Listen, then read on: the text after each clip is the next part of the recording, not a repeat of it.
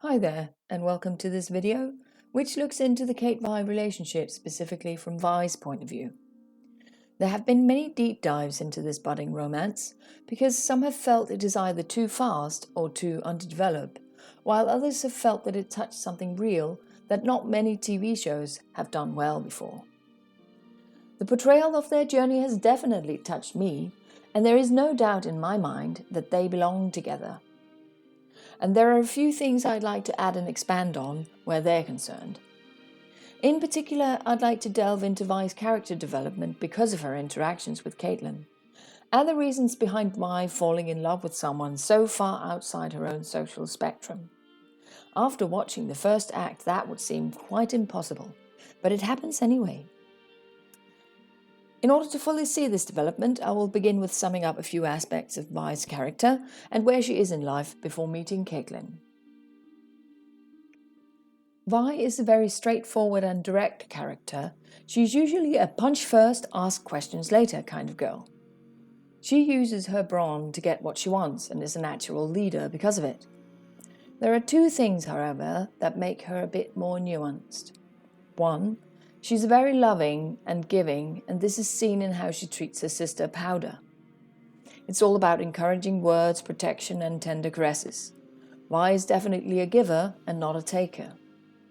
Two, her values and purpose in life are closely linked to this loving side of hers.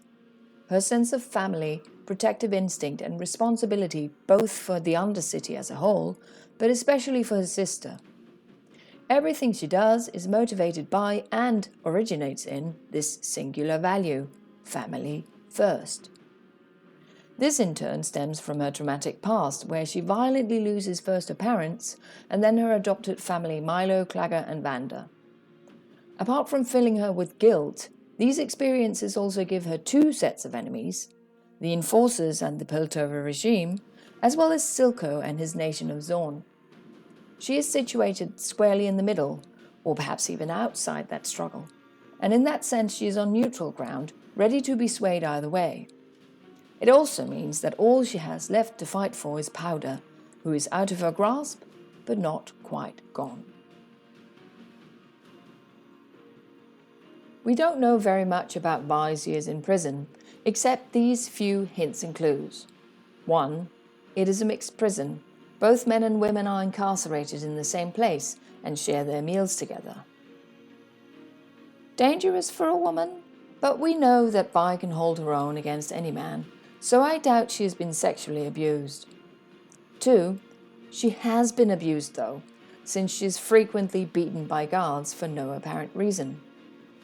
3. She has her own cell, but no bed in it. 4. She has led a typical prison life, trained herself physically, toughening her knuckles and covering herself in tattoos. 5. We don't know if she has befriended anyone in there, since she never mentions anyone from the prison, and it seems improbable that she has had a real relationship with anyone in there. All in all, a very harsh and isolated time in prison. She's mostly been in her own company, but never feeling safe or in control. And even though her standpoint, as mentioned before, can be seen as either neutral or in the middle of the ongoing struggle between Pilter and Zorn, her emotions are not neutral at all. She has had all the time in the world to hone her feelings as well as her muscles. She is all about anger and regret, violent vengeance and rosy reminiscence. She has spent years in prison filled with love for her sister, but with no opportunity to act on these feelings whatsoever. Even though she probably thinks otherwise, her heart is brimming, full to overflowing. The only outlet she has had has been the violent kind, and she has used this to hone her skills and ready herself for revenge on Silco. So when Caitlyn arrives at Stillwater Hold, she meets a woman full of aggressive energy, punching or climbing the walls in frustration. But she's also a traumatized and guilt-ridden woman, love and touch-starved, but also filled with the need to take care of someone, to give someone her love, her sister in particular. But if that door is closed, maybe the feelings will find another outlet?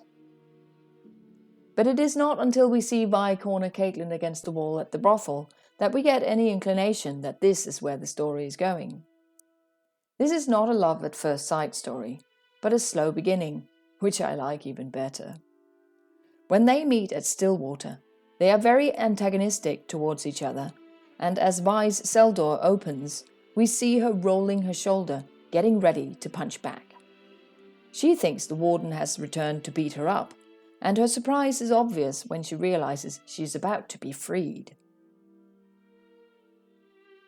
Though I do believe that Vi is flirting with Caitlyn at the brothel because she finds her attractive, I think this scene is not so much about coming on to Caitlyn, but more about making her uncomfortable.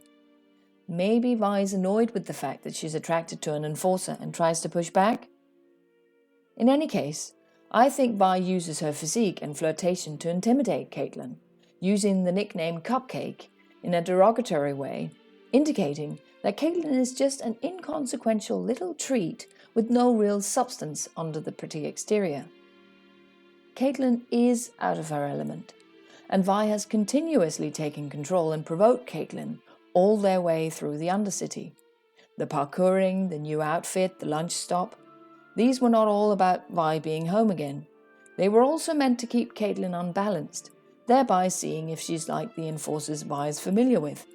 Single-minded, brutal, prejudiced, untrustworthy, and on Silco's payroll. So it is not until Vi sees a relaxed Caitlyn laugh and smile at a beautiful sawn-out woman that Vi starts to realize that maybe, just maybe, this woman is something else entirely. All Vi's efforts to unsettle her have failed to scare her off or have her show any malevolent behavior. And she's into women too. Possibilities are appearing in the horizon. And when Caitlyn saves Vi from Sabika, Vi finally starts to believe in Caitlyn's good nature.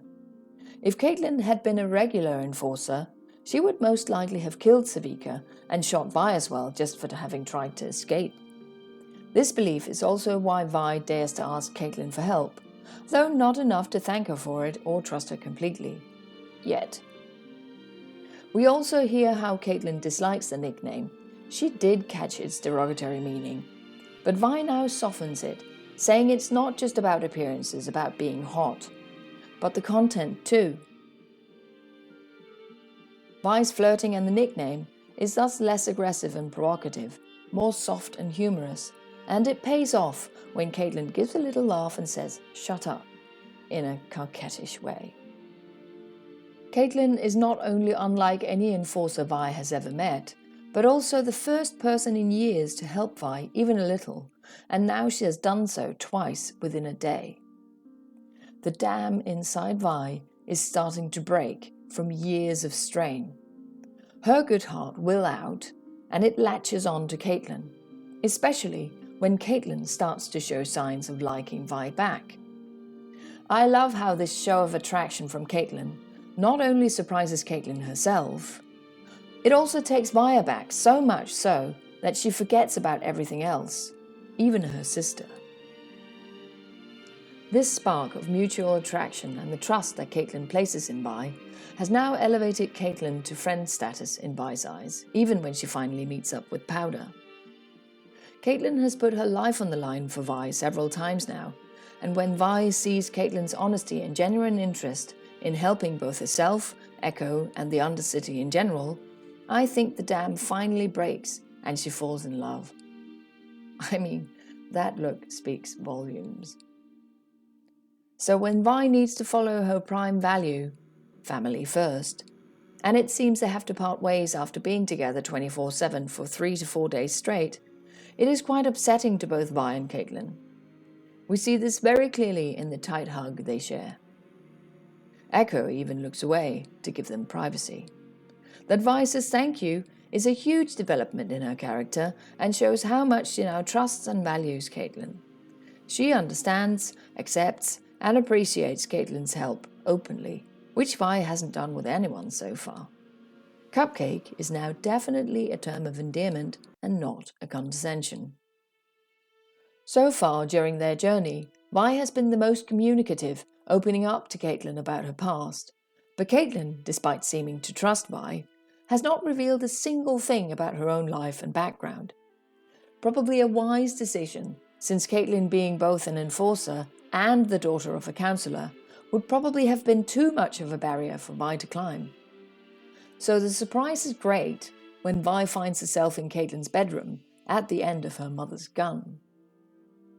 But by this time, Vi's regard for Caitlyn is now so well founded that she doesn't run away, but instead makes herself comfortable in Caitlyn's bed of all places, admiring the display of Caitlyn's intellect and intelligence laid out on the floor. The moment they then share in bed rocks Vi's world. It is only about 5 days ago that Vi lived on the floor of a cold prison cell, and now she's tucked into Caitlyn's warm bed, feeling safe. So she can't help opening up to Caitlyn completely. Nothing is held back, her regrets and failures spilling easily from the now broken dam. And Caitlyn just listens. There is no judgment, but instead a very tender touch of comfort and affection. I love this shocked and vulnerable look in Vi's face. She is so sad and upset, yet completely overwhelmed by gratitude for being able to unburden herself and still be accepted and loved in return. Because yes, I think Vi realizes at this point that Caitlyn reciprocates the feelings that Vi has developed, feelings that go beyond mere physical attraction.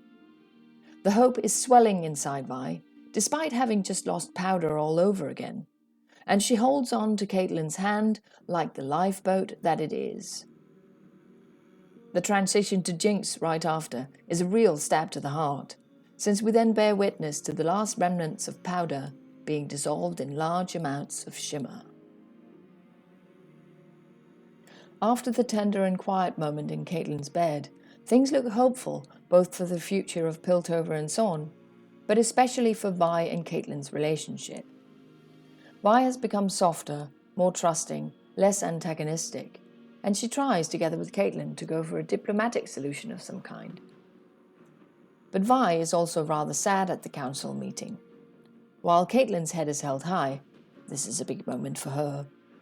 Vi is saying goodbye to her former life and entering a new one, which Powder might not be a part of, and this pains her. It is a big step, but she will try for the Undercity and for Caitlyn. Yet when Caitlyn openly praises Vi to the council and her mother, Vi is surprised again. Caitlyn not only returns her affections, she's also rather open about admiring Vi. There is no shame or subterfuge in her. This makes Vi even more hopeful that they can create change or peace and have a future together.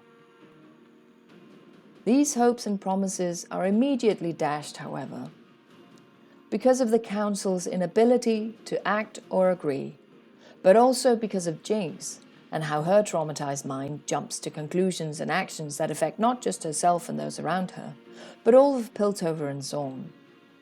She is the major reason for the ensuing disaster, but whether the fault lies with her is a different discussion altogether. Vi has come far since she has met Caitlyn, but every step on the way has made sense. Ever since her traumatic youth, Vi has felt undeserving of love, and at every turn she has been surprised at Caitlyn's show of trust and affection.